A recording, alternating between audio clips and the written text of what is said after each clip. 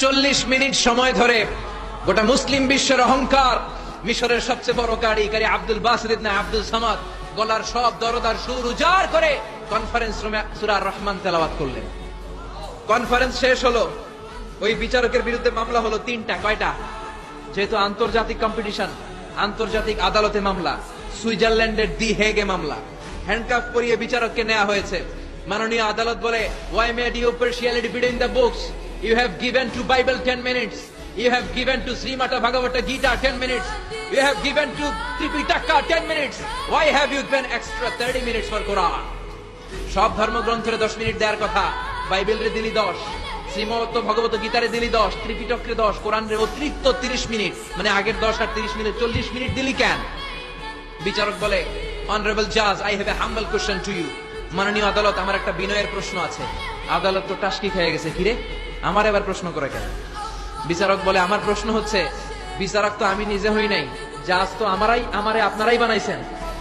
আমি তো ওদেরকে 10 মিনিট দিছি, ঠিক কিনা? আমি তো বাইবেলের 10 মিনিট দিয়েছি। এর কারণ, যখন বাইবেল পড়তে এসেছে আমার হুঁশ আছে, আমার সময়ের জ্ঞান আছে, আমি সময়ের টাইম ধরে বসে আছি, আমার হিতাহিত জ্ঞান আছে, আমার নার্ভাস সিস্টেম ওকে। 10 মিনিট শেষ, আমি রেড বাটনে চেপেছি, উনি নেমে গিয়েছে, বাইবেলকে ডেকেছি। বাইবেল শেষ, শ্রীমত ভগবত গীতাকে ডেকেছি। গীতা শেষ, ত্রিপিটককে ডেকেছি। কিন্তু এই মিশরের কারি আব্দুল বাসিত জুব্বা একটা পরে কোরআনটা হাতে নিয়ে মাইকের সামনে এসে কি যে বলে একটা টান দিল, ওই টান দেওয়ার সাথে সাথে আর আমার হুঁশ নাই। আমি কি সাগরের উপর, নাকি মহাশূন্যে, নাকি জমিনের অতল গহ্বরে? আমি কোথায় বসে আছি, আমি কোথায় দাঁড়িয়ে আছি, আমি নিজেই জানি না। আমার সময়ের কোনো জ্ঞান নাই, আমার হিতাহিত বুদ্ধি নাই, আমার নার্ভাস সিস্টেম ফল ডাউন করেছে, আমার শরীরে ভাইব্রেশন শুরু হয়েছে, কাঁপুনি শুরু হয়েছে। মাননীয় আদালত, যখন একটা মানুষের হিতাহিত জ্ঞান থাকে না, যখন একটা মানুষের সময়ে কোনো বিবেক বুদ্ধি থাকে না, যখন কারো নার্ভাস সিস্টেম ফল ডাউন করে, কি এক মন্ত্র সে পড়তে শুরু করলো, আমার হুঁশ সে কেড়ে নিল, আমি কিছুই বুঝতে পারছি না। যখন আমি আমার সাথে নাই, যখন আমার হুঁশ নাই, যখন আমার নার্ভাস সিস্টেম ফল ডাউন করেছে, এরকম একটা পরিস্থিতিতে যখন আমি medically unfit, how can I press the red button? You answer me. কেমন করে আমি লাল বাতি চাপবো, তুমি বলো।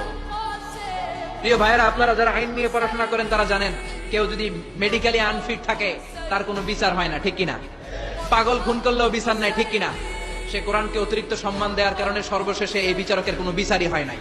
বেকসুর খালাসের ব্যবস্থা এই বিচারককে করে দিয়েছে কে? এই জন্য ওই কোরআন ধরতে রাজি আছে মুসলমান, পড়তে রাজি আছে মুসলমান, ওই কোরআনের জন্য মরতে রাজি আছে মুসলমান।